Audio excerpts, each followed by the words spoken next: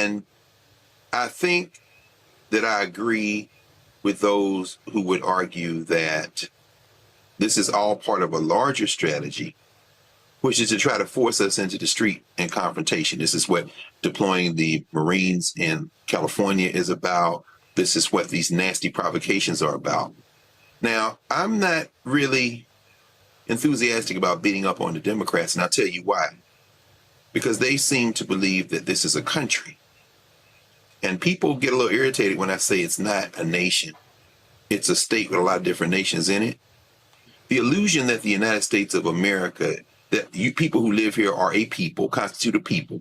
Someone please show me somewhere in the history where that's true, and I'm willing to rethink what I'm thinking, but I haven't seen it yet, and I doubt I will see it.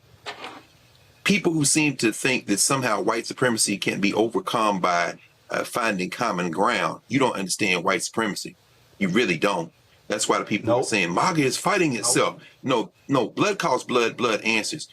Their Trump may not be the Superman they had hoped him to be, but they're always going to pick him right or wrong with a 6-year-old sitting in his lap over you. So don't try to appeal to any logic. What we're seeing here is a provocation. They know exactly what they're doing. Expecting a judge to rule differently, I think there are two ways that can cut finally. If this judge does say, no, I'm going to give them substantially more time, it could extend the possibility that the rule of law could kick in, but that also extends the illusion, the delusion somehow that African people have in this country that there is a solution to this that's going to allow them to sit on the sidelines. Alternatively, if the judge takes the recommendation, and this is indeed what happens, and make no mistake, exactly what you said, Trump's going to pardon him. He'll be back on law enforcement somewhere. And if he's not on law enforcement, he'll be on somebody's private security detail, maybe Stephen Miller or somebody, or, don't worry, they're going to take care of Brett Hankerson, that nasty little piece of work. But either way, we're going to have to fight.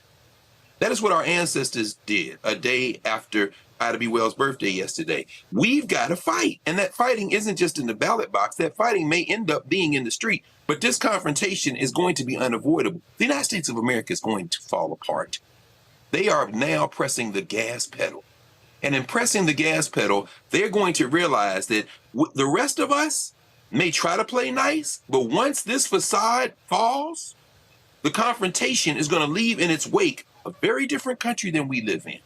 And those of you who think that I'm talking big and you don't know enough history to even have this argument with me. I'm very clear about what's happening now. So I kind of have a little bit of enthusiasm because it was going to come to this one day either way.